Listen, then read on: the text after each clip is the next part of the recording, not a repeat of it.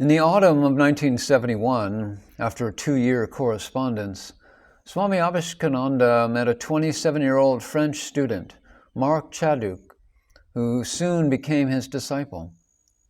And in 1973, at the Ganga Ghat of Shivananda Ashram in Rishikesh, Swami Chidananda Saraswati initiated Mark into sannyas and named him Swami Ajatananda. It was when Swami Abhishiktananda and Swami Ajatananda were spending time together in a deserted Shiva temple in Ranagal that they both had an intense spiritual experience. Sometime after this, Abhishiktananda suddenly suffered a heart attack when going down to Rishikesh one day to fetch provisions. He survived only for 5 more months. For him, though, it was a state beyond life and death, an awakening to the self. He wrote to Swami Ajatananda saying, "I am." The awakening has nothing to do with any situation. The awakening, the prabodha, just is. The awakening experience was overwhelming. Swami Abhishiktananda spent his last months in absolute peace and bliss, a state of profound realization of the truth beyond all religions. Swami Abhishiktananda's Mahasamadhi took place on 7th December 1973.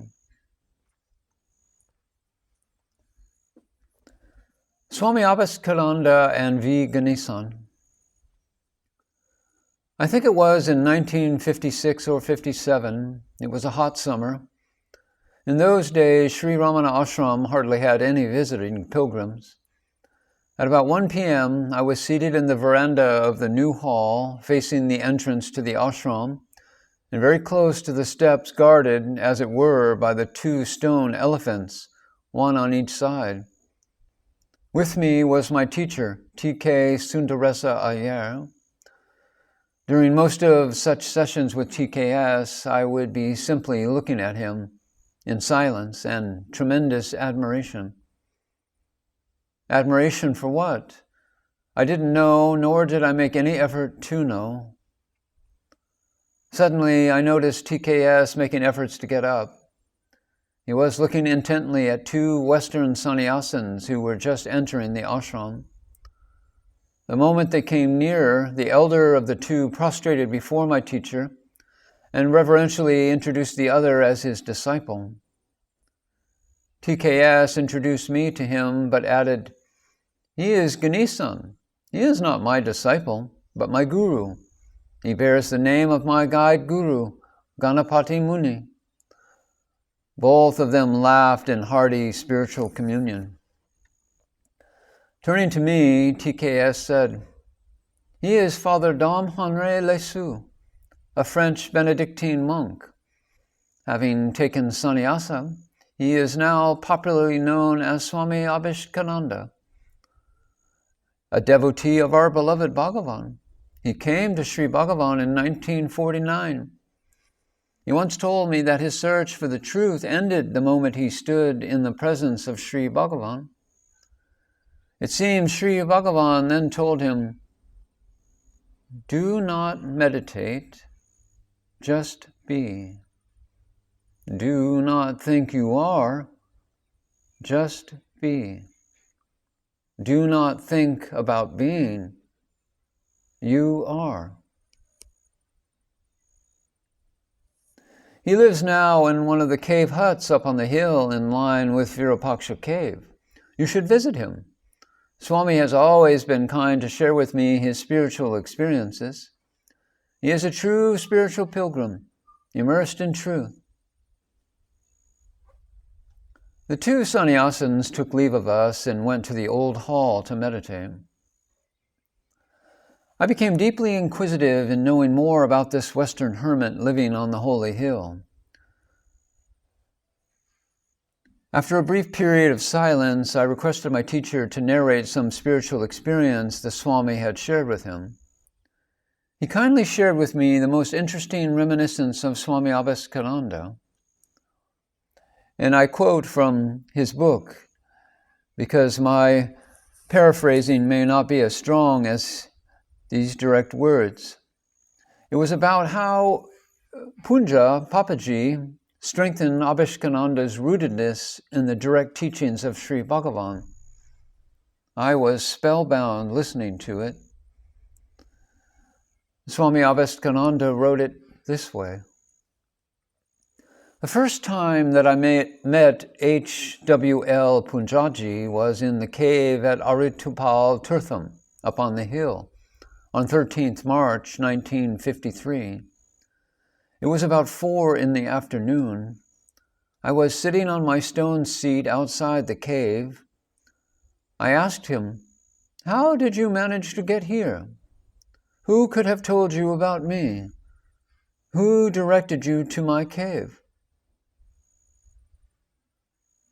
"You called me," replied Punjaji, looking me straight in the eye, "and here I am. Let me say it again. It was you who called me. The self attracts the self. What else do you expect?"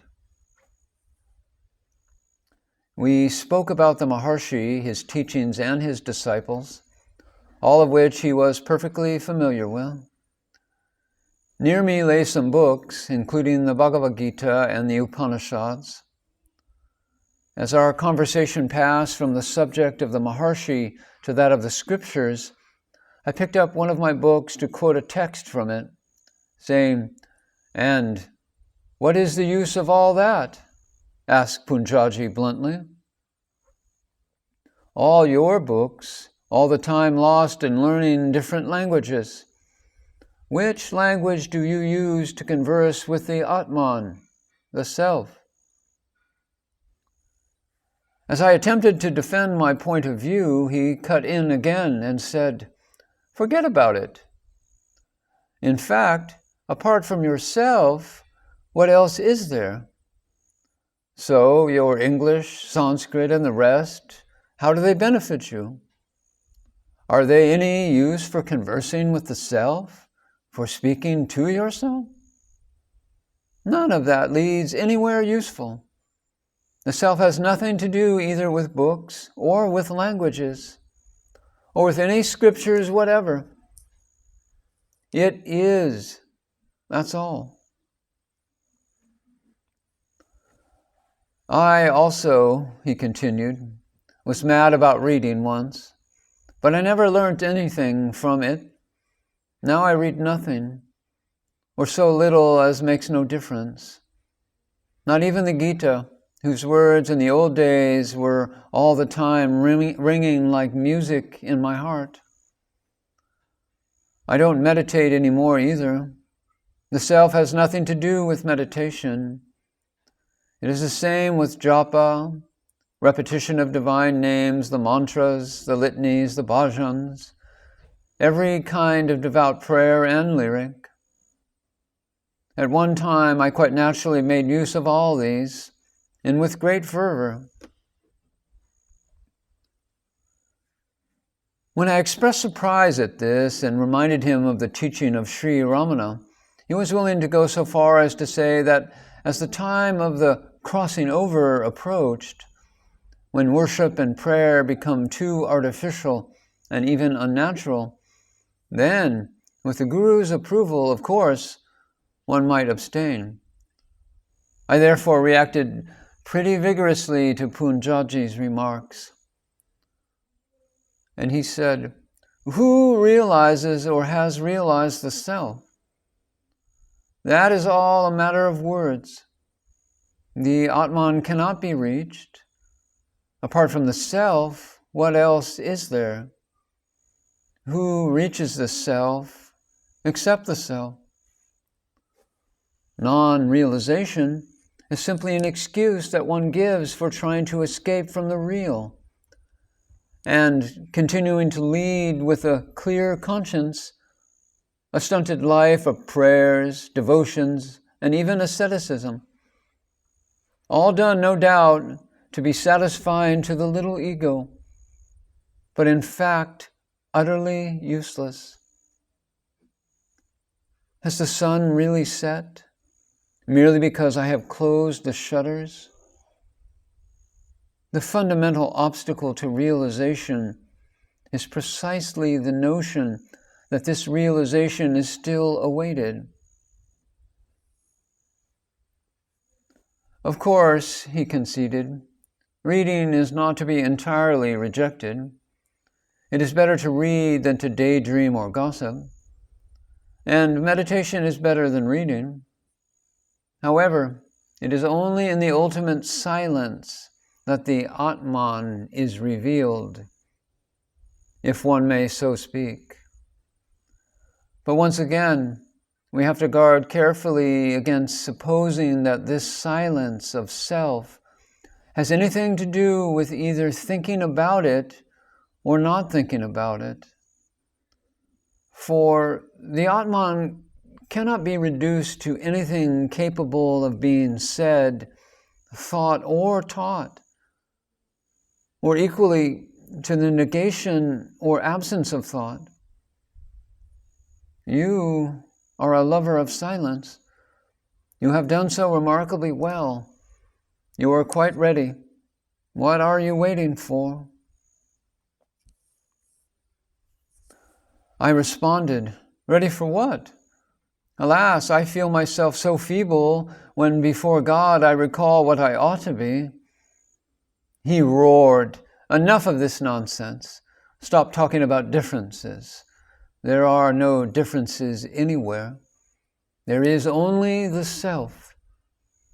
God is the Atman, the self of all that is. I am the Atman.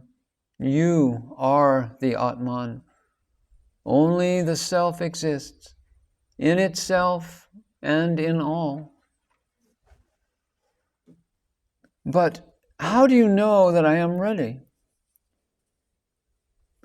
When a woman is ready to give birth, can she be aware of it? When every woman who has already been a mother knows the signs without a shadow of a doubt, it is the same with those who are near to the awakening, or rather, whose eye is on the point of disappearing in the light of the essential and unique true eye. I saw it in your eyes this morning when we passed each other in the bazaar without you noticing. That is when you called me. You are speaking as if you had been sent here expressly to give me this news. But if, as you say, I am so near to the awakening, why do you not go ahead and awaken me? And he asserted, there is no question of awakening anyone at all. Who indeed is the sleeper? How could one awaken that which does not sleep and has never fallen asleep? Sleeping, dreaming, being awoken, all that is a matter of the body and the senses, which are located in the body, including, of course, thought, desires, and will. But are you this body? Are you this thought which you have of being or existing within the limits of this body? When you are in deep sleep, do you still have any thought or awareness that you are? But still, even then you exist. You are. You are in truth neither this body which sleeps or alternately keeps awake, nor this thinking mind, sometimes clear and sometimes confused, which flutters about within you, constantly picking up impressions on every side. Nor are you even the awareness that you have beyond all these thoughts of being, an awareness which vanishes in deep sleep, in coma, and at the dissolution of the body. It is through you that it is seen and heard, through you that it is thought and willed. You are what remains when nothing is any more seen or thought, willed or heard.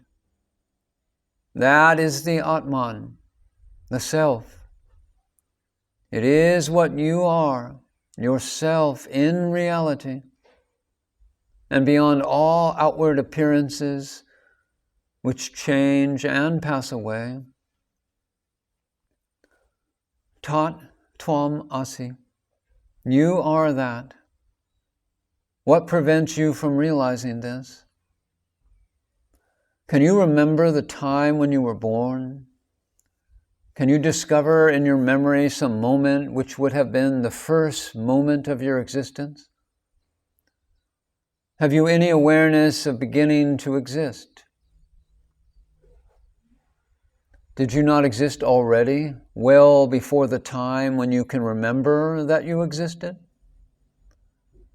If your being is tied to the memory that you have of it, then what happened to you in the times of which you have no recollection?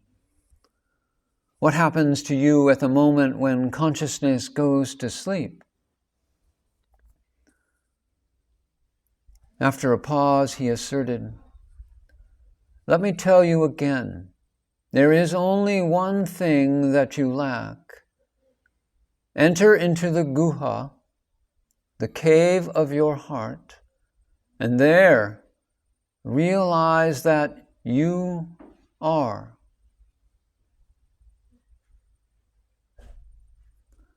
That was from The Secret of Arunachala.